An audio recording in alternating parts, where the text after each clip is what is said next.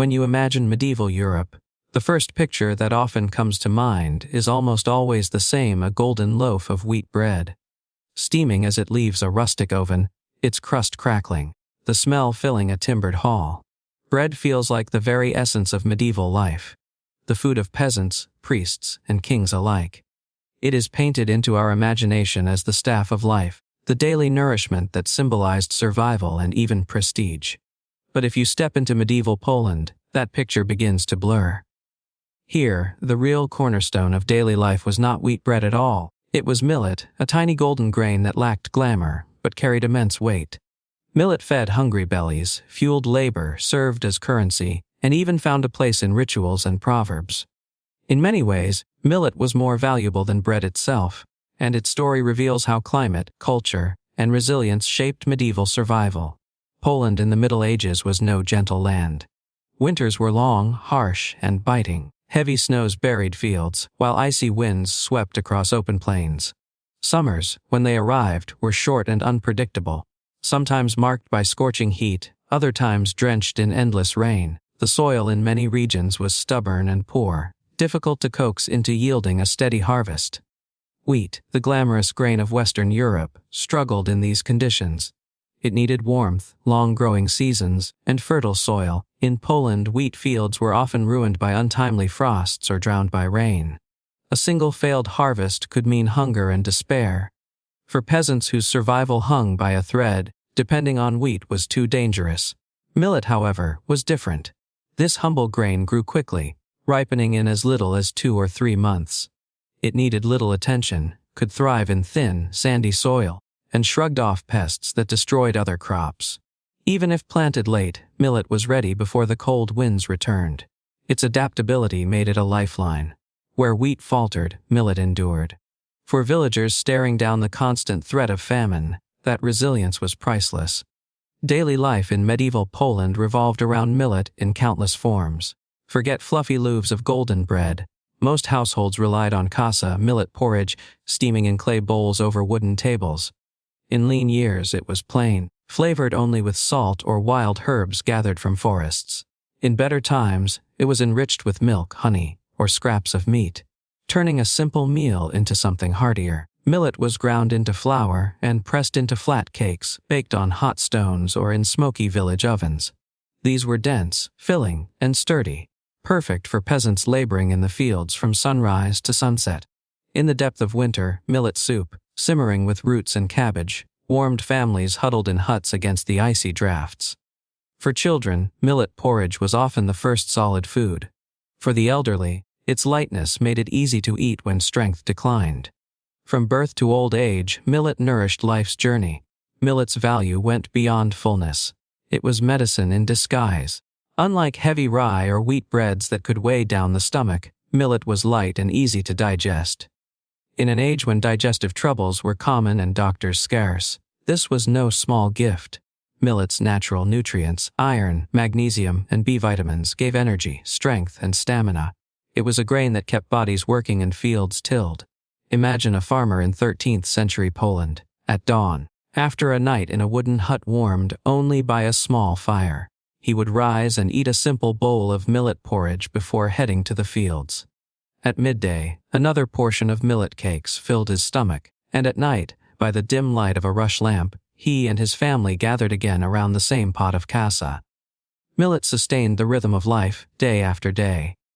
Economically, millet was just as important. Coins were scarce in rural Poland.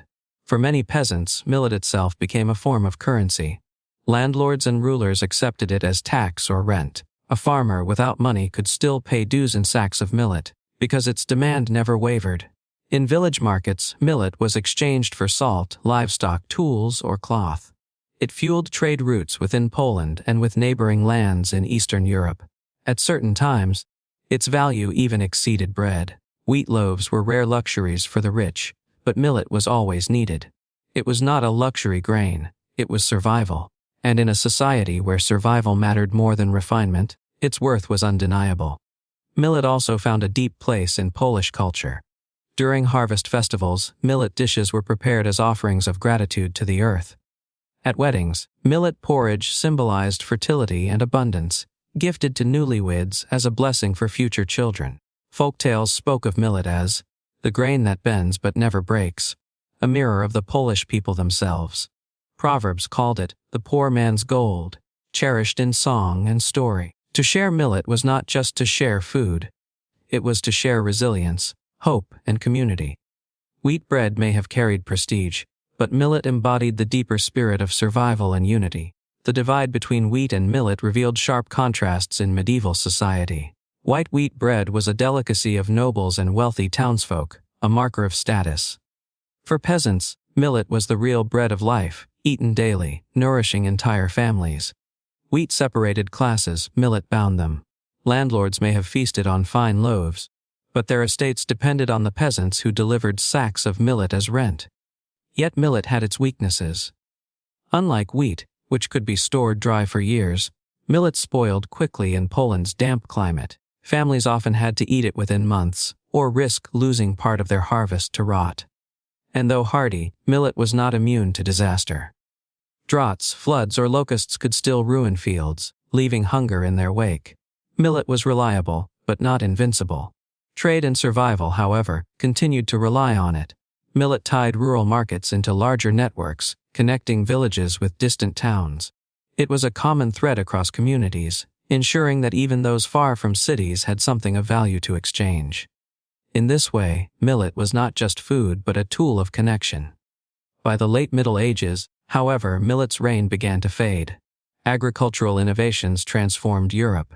Better tools, crop rotation, and fertilization allowed wheat and barley to flourish even in regions once hostile to them. Wheat bread, once a noble luxury, trickled into the diets of townsfolk and wealthier peasants. It became a symbol of progress and refinement, while millet slipped into the background. By the 15th century, millet was increasingly regarded as poor man's food, stripped of its former prestige. In many areas, it was relegated to animal feed, a harsh fall from its role as lifeline. This shift was not just practical, it was cultural. Food became a badge of identity, a way to signal wealth and urban sophistication. Wheat bread came to stand for privilege and advancement. Millet became tied to poverty, rural simplicity, and memories of hardship. Yet even as its reputation waned, millet never disappeared. It lingered in kitchens as a quiet backup, ready when wheat failed. In times of famine, millet still saved lives. It remained the silent guardian of survival, the small grain that could always be counted on. The story of millet in medieval Poland is ultimately a story of resilience.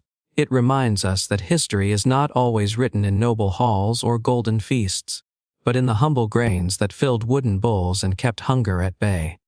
For centuries, millet mattered more than bread. Not because it was refined, but because it was dependable. It warmed winters, fueled labor, and bound families and communities together. Millet's legacy lives on, not in grandeur, but in memory. It teaches us that the true value of food lies not in luxury, but in survival. Sometimes, the smallest seeds carry the heaviest weight.